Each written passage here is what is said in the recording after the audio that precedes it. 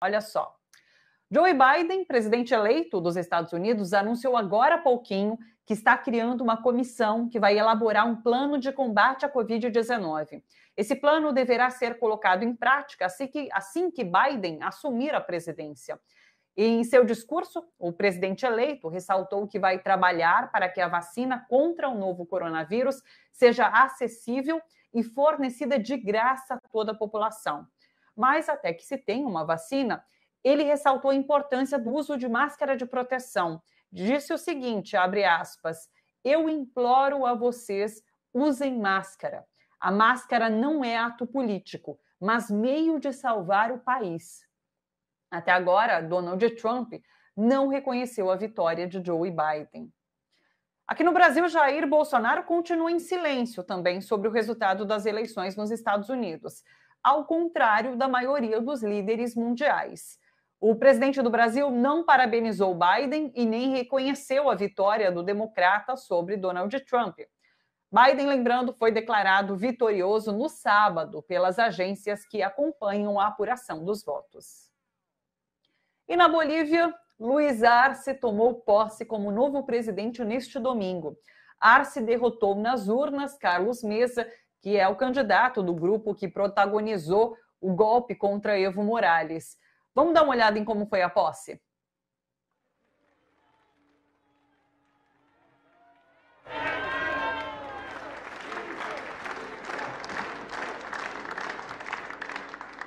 E as leis do Estado Plurinacional de Bolívia. Seguro.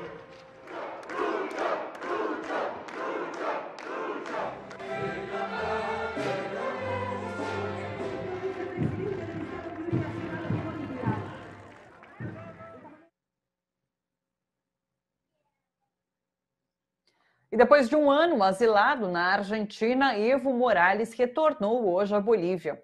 Morales entrou no país caminhando pela ponte que liga a Argentina à Bolívia, onde era aguardado por milhares de pessoas em Villazón. A gente está vendo essa imagem então dele entrando no país, Evo Morales entrando no país, caminhando.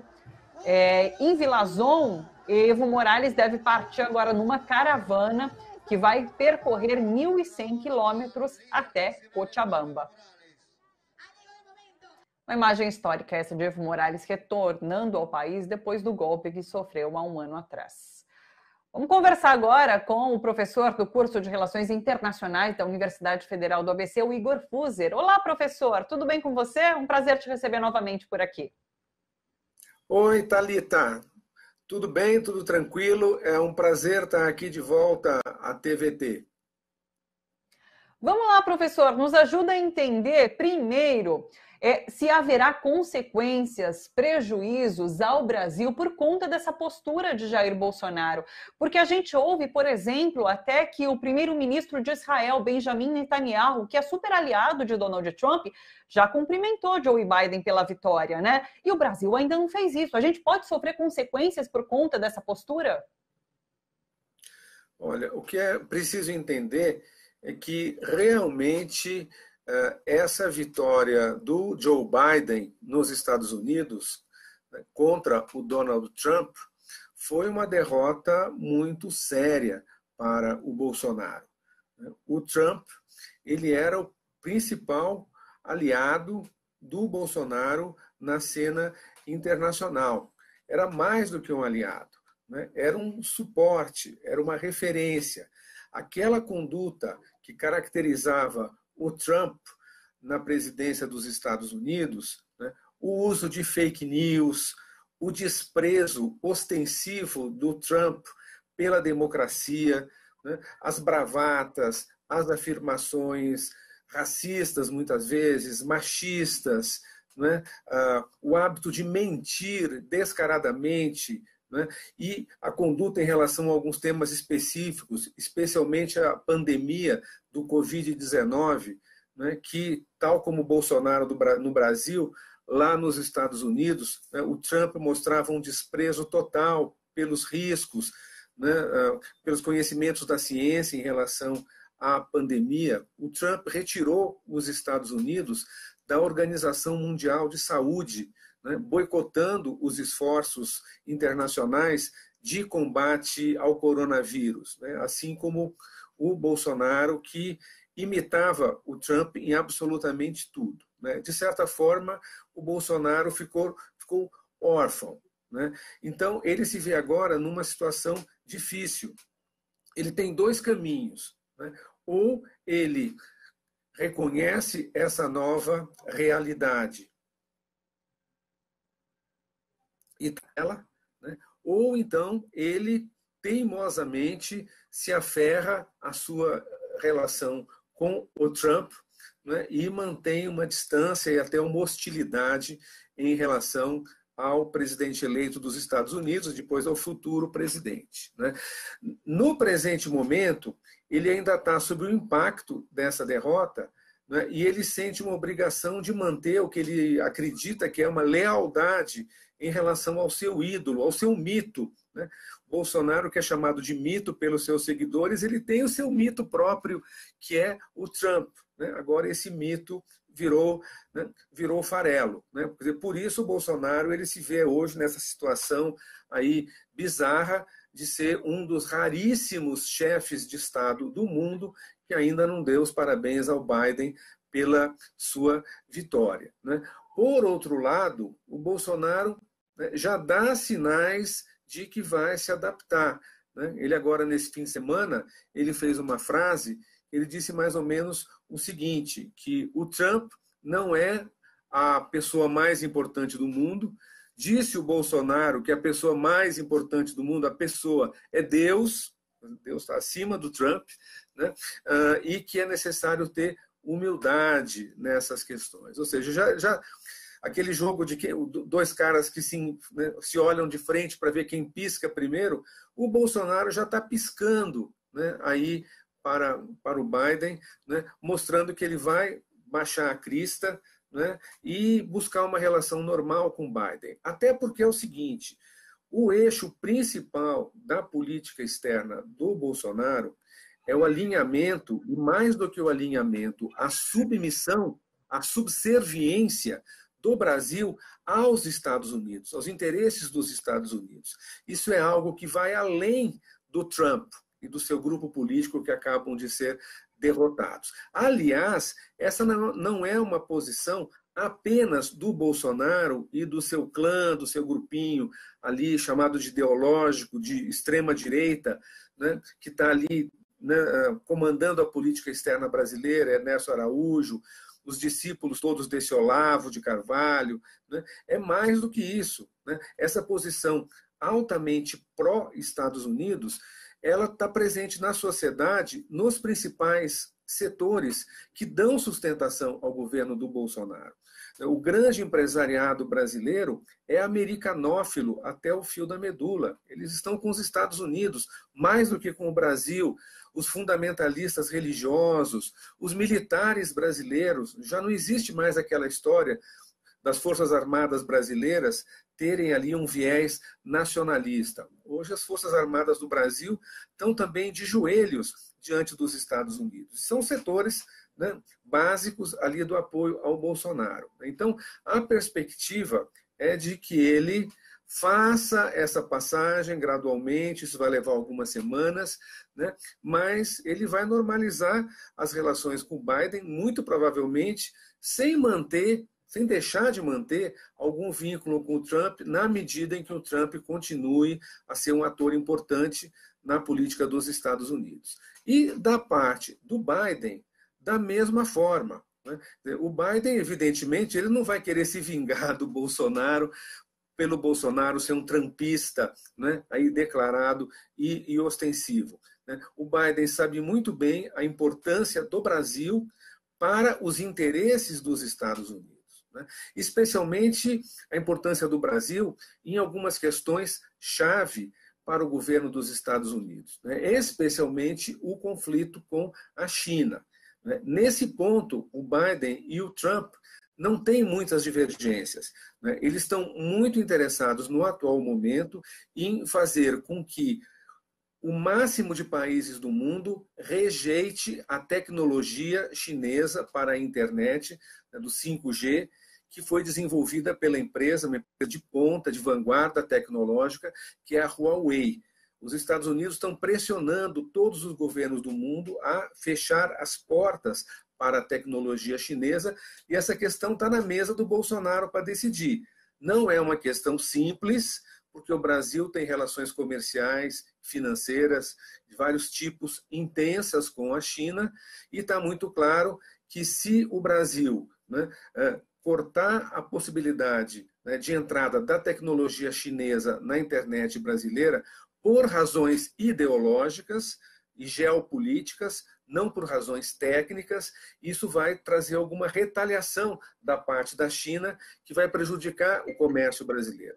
Mas isso aí já é uma questão que transcende a questão do Trump e do Biden, né? Então, o mais provável, né, é que o Biden também ele vá maneiro, ele pegue leve ali com o Bolsonaro, né? Porque, afinal de contas, o Brasil é o país mais importante da América Latina, né? A América Latina não é a prioridade do Biden, mas eles têm alguns problemas aqui para resolver, especialmente o conflito da Venezuela, né? E é importante, né, para os Estados Unidos, para os grupos que comandam a política externa dos Estados Unidos, ter o Brasil como um aliado forte, né, no conflito com a Venezuela. Então, isso também vai contribuir para o Biden, né, ir com cautela e, né, se aproximar do Brasil e do governo Bolsonaro de uma forma diplomática. Então, eu não estou prevendo ali grandes confrontos, né? A política externa brasileira vai continuar a mesma nos seus traços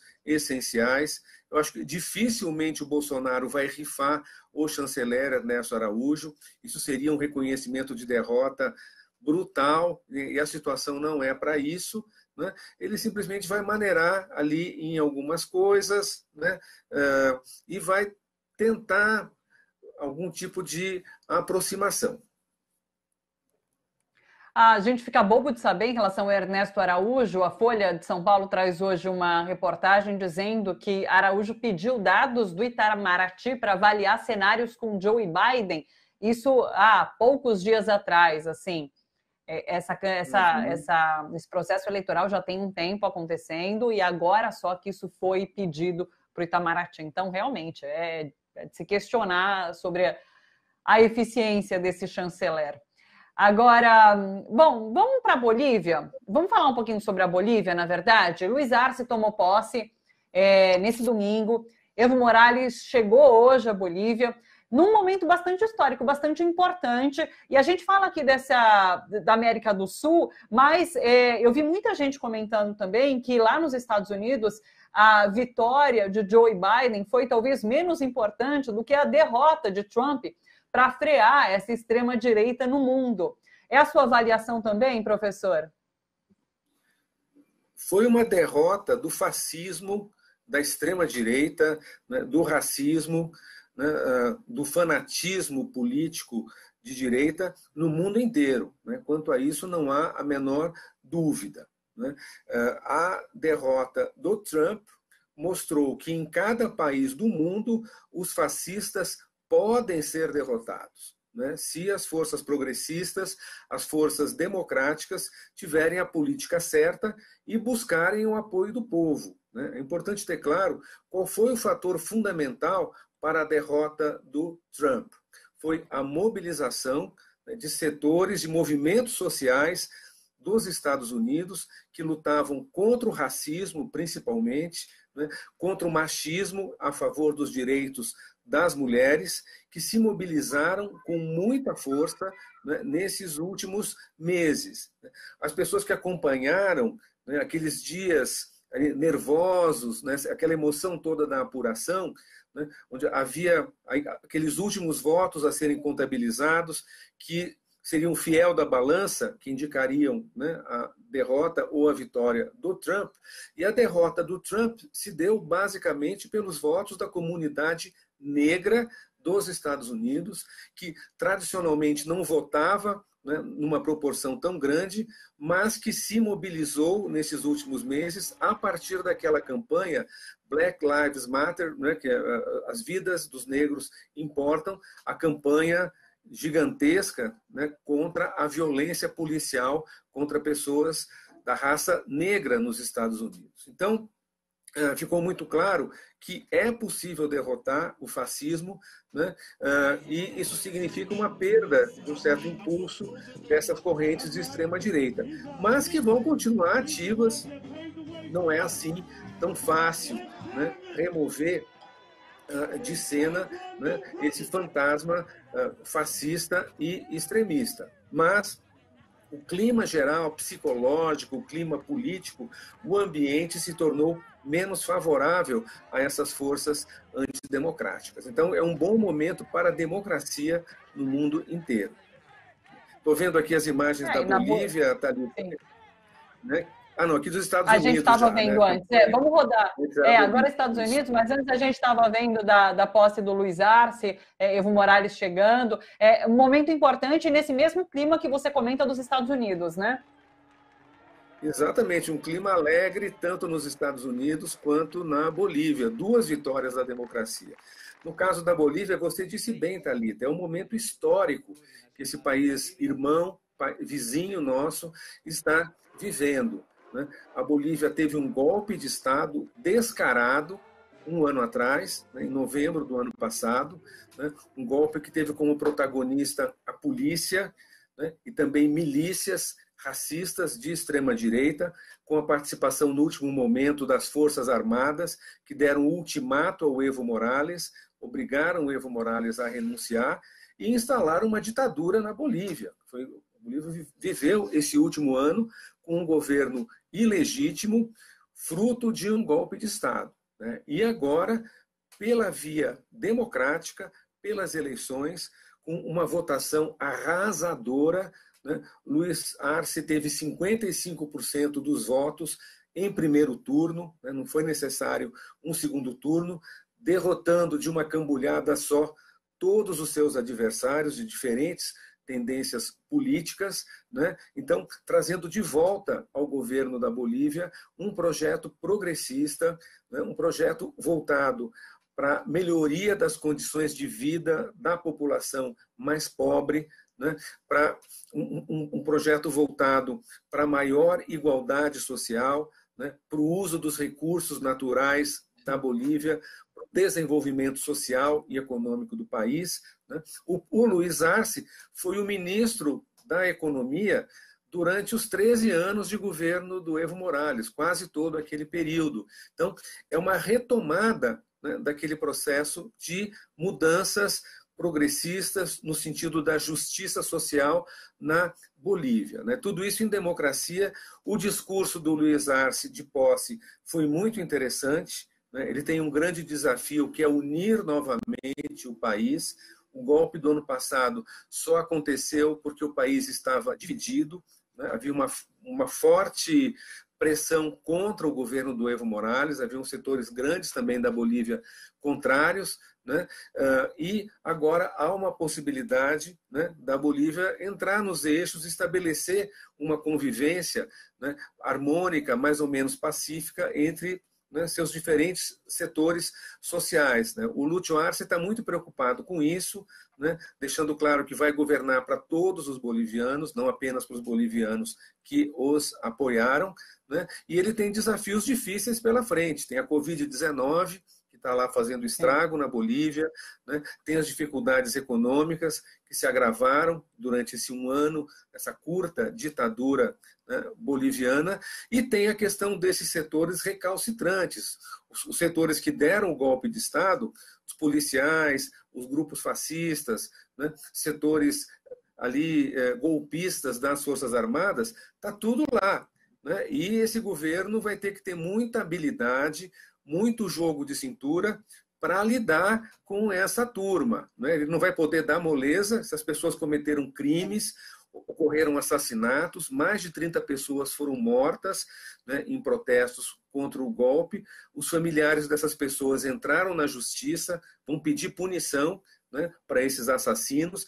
E isso vai ter que ser administrado ali por esse governo. Agora, ele começa muito bem, começa ali com uma mensagem de paz, um pedido de cooperação de todas as forças. E tem um detalhe muito interessante, Thalita, que na posse do Lúcio Arce, estava presente o Carlos Mesa, que foi o segundo candidato mais votado nas eleições. Isso é muito interessante, né? Mostra que existe uma ampla maioria dentro da Bolívia contra o golpismo, né? Juntando, inclusive, setores que competiram contra o Lúcio Arce e foram derrotados nas eleições e, ao contrário do Trump, reconheceram a sua derrota. Isolados estão os extremistas, fascistas, baseados sobretudo na cidade de Santa Cruz, né, que não reconhecem o resultado das eleições, uma postura mais ou menos parecida com a do Trump, porém muito mais perigosa, porque a gente sabe que o Trump nunca vai ter condição de dar um golpe de Estado nos Estados Unidos, uma mínima ideia de que isso seja possível. Já na Bolívia, né, já deram um golpe um ano atrás, e se esse novo governo, né, criar brechas para isso, se eles, né, não forem felizes na aplicação das suas políticas, abrirão espaço para uma volta do golpismo. Então, é um caso de se acompanhar, né, com atenção o que vai acontecer na Bolívia. Certamente. Professor Igor Fuser, do curso de Relações Internacionais da Universidade Federal do ABC. Professor, sempre um prazer te receber por aqui. Até uma próxima oportunidade. Um beijo para você. Até uma próxima. Valeu. Tudo de bom, Thalita. Estamos aí.